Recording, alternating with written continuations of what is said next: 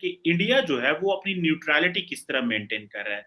एक तरफ जो इंडिया है वो वेस्ट के साथ भी खड़ा है और उसके साथ-साथ यूक्रेन के न्यूट्रलिटी भी शो कर रहा है और उसके साथ-साथ आप जो है वो यूरोपियन यूनियन के साथ फ्री ट्रेड एग्रीमेंट्स भी कर रहे हैं। तो कहा जाता है कि एक ट्राइपोलर वर्ल्ड इमर्ज कर रही है। एक तरफ वेस्टर्न डेमोक्रेसीज़ है, एक तरफ चाइना और रशिया है और तीसरी तरफ एक इंडिया है और एक टर्की भी इस लाइन में आता है। तो इंडिया न्यूट्रलिटी किस तरह मेंटेन कर रहा है, जरा हमारे व्यूअर्स को आज ये समझाएं प्लीज। चीमा साहब, पहले तो बहुत बहुत धन्यवाद बुलाने के लिए। चीमा साहब, जो इंडिया न्यूट्रलिटी कैसे मेंटेन कर रहा है, अ, उसके पहले मैं ये बताना चाहूंगा चीमा साहब कि इंडिया को न्यूट्रलिटी चाहिए क्यों। Why is this a requirement with India? एक एग्जांपल दूंगा, न्यूज सोर्स का, मैगजीन का, मीडिया का। सबसे ज्यादा आप एज अ रीडर ये पसंद करेंगे कि मैं ऐसा न्यूज़पेपर पढूं, मैं आपकी बात कर रहा हूं, आप पसंद करेंगे मैं ऐसा न्यूज़पेपर पढूं जिससे जो कि जिसकी क्रेडिबिलिटी हो। वो क्रेडिबिलिटी न्यूट्रलिटी से आती है चीमा साहब। किसी भी मुल्क की न्यूज़पेपर की, मैगजीन की, किसी की भी चीज।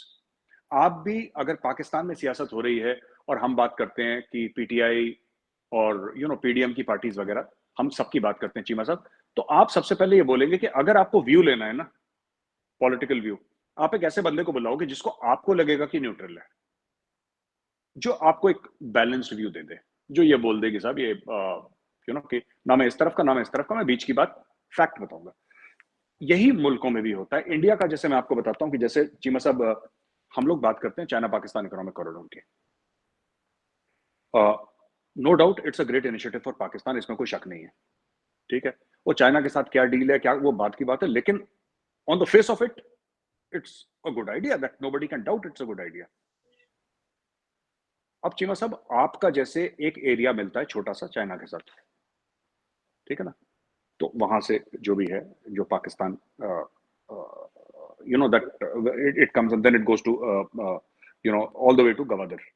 ठीक है चीमा साहब। अब इशू ये है कि भारत की करीब 3,500 किलोमीटर की लाइन ऑफ एक्चुअल कंट्रोल है विद चाइना, राइट। और ऐसी भी जगह हैं चाइना के साथ जो कि सेटल्ड बॉर्डर्स हैं। ऐसा नहीं है कि पूरा का पूरा चाइना के साथ हमारा डिस्प्यूट में पड़ा हुआ है, ऐसा नहीं है। इंडिया के पास इंफ्रास्ट्रक्चर भी है, इंडिया के पास पैसे भी हैं।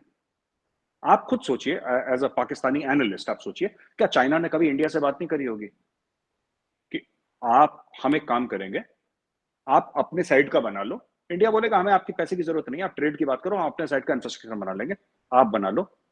रेल लिंक्स हमारी ऑलरेडी हैं, A class, world class rail links हैं, वर्ल्ड क्लास रोड्स हैं, आप आओ और इंडिया चाइना इकोनॉमिक कॉरिडोर बनाओ। पोर्ट है आपका, आपको पोर्ट बनाने की जरूरत नहीं है। हमारा कांडला पोर्ट है, हमारे तीन तीन तो पोर्ट है वहां पे पड़े हुए, डीप सी वाटर पोर्ट्स। एक तो अदानी का पोर्ट है कांडला वाला, या पता नहीं क्या नाम है उसका, एक और पोर्ट है। तो यहाँ पूरा अच्छा, ऑयल रिफाइनरी भी है वहां पे, जामनगर की, गुजरात में, रिलायंस की, one of the world's biggest oil refineries is in India.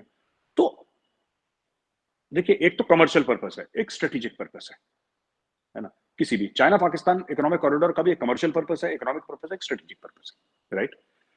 तो when we say no to China, we are also saying no to a lot of investment.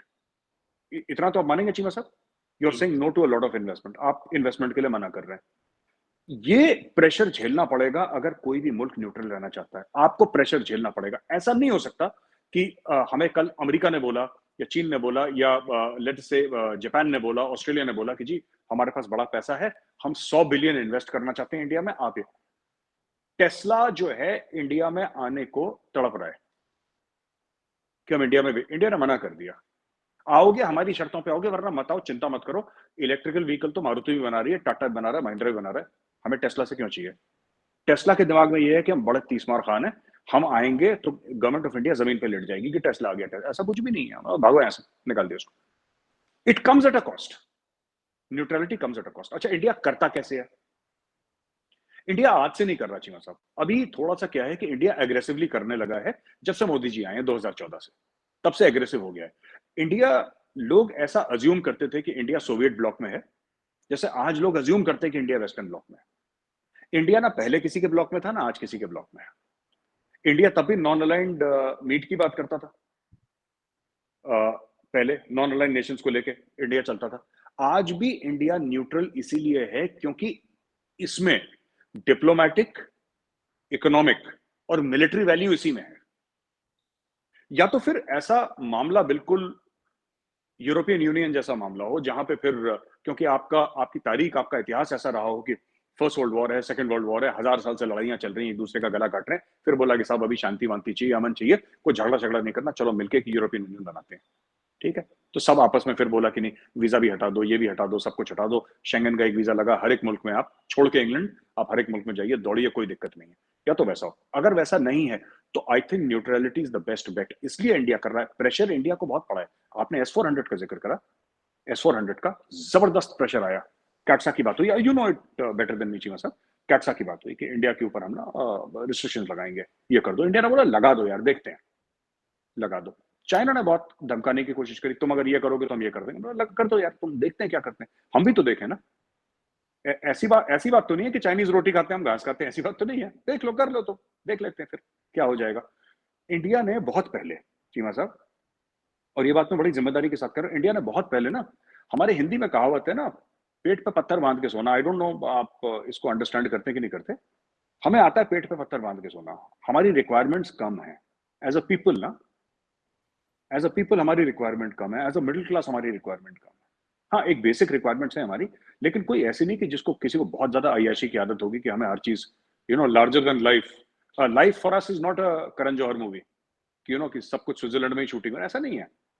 कोई कोई दिक्कत नहीं है, अगर स्विट्जरलैंड नहीं जा पाए कोई बात नहीं, पंखा खोल लेंगे, वी मैनेज। अच्छा, ये जो आदत है हमारी कि हम मैनेज कर लेंगे, ये जो माइंडसेट है चीमा साहब, इससे क्या हो गया है कि it has helped us stay of a lot of pressure. हमने ईरान से तब तेल खरीदा जब दुनिया नहीं खरीद रही थी डर के मारे, और जरूरत नहीं थी भारत को ईरान से तेल खरीदने की, उस समय जरूरत नहीं थी। ठीक है, आज की तारीख में ठीक है, हमें सस्ता तेल मिल रहा है, नो डाउट, नो डाउट हमें सस्ता तेल मिल रहा है, बट इंडिया का सिर्फ ये मकसद नहीं है कि सिर्फ सस्ता तेल मिल रहा है इससे, ये तो एक बड़ा मकसद है, इसमें कोई शक ही नहीं है चीमा साहब। इतना सस्ता मिलेगा तो कौन मना करेगा, आप ना मैं ना कोई मना नहीं करेगा दुनिया में, इतना सस्ता तेल मिलेगा, everybody will buy it.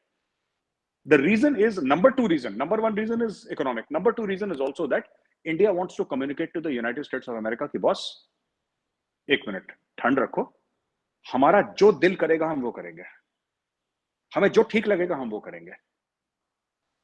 America ने बोला कि हम आपको स्टेट ऑफ द आर्ट, वो पेट्रियट शेट्रियट जो भी मिसाइल है, हम आपको स्टेट ऑफ द आर्ट दे देते हैं। यहां तक कि ट्रांसफर ऑफ टेक्नोलॉजी की बात हुई, state of the art air defence systems. India still went ahead and bought the S-400, India S-500 भी खरीदेगा। नेगोशिएटिंग पावर जो है अमेरिका के साथ, it comes from the fact that India can defy America at will. ये reverse psychology है चीमा साहब। जो आदमी आराम से लेट जाता है, जो आदमी आराम से बात मान लेता है, उसकी इज्जत नहीं होती, चाहे वो आपकी बात ही मान रहा हो, आप ही की बात मान रहा हो चीमा साहब, वो पैर पकड़ ले आपके, चीमा साहब मैं आपको भगवान मानता हूं, वो आपके पैर पकड़ ले, लेकिन आप उसकी इज्जत नहीं करेंगे। जो आपके आंखों में आंखें डालेगा, आप घर पे बैठाएंगे, उसको चाय भी पिलाएंगे। और ये इंडिया के डे वन से पॉलिसी रही है। हम कि IMF आया एक बार, उसके बाद IMF को घुसने नहीं दिया। वी अंडरस्टूड कि हमें अपने ठीक करना, हमारा सिस्टम गड़बड़ है, इकोनॉमिक सिस्टम हमें ठीक करना, एक बार कर कुरा के खत्म करा 90s में, उसके बाद से by the grace of God economy is going fine, ऊपर नीचे चढ़ाव उतराव जैसे दुनिया के रहते हैं वैसे हमारे भी रहते हैं। तो ये माइंडसेट एट प्ले है जी।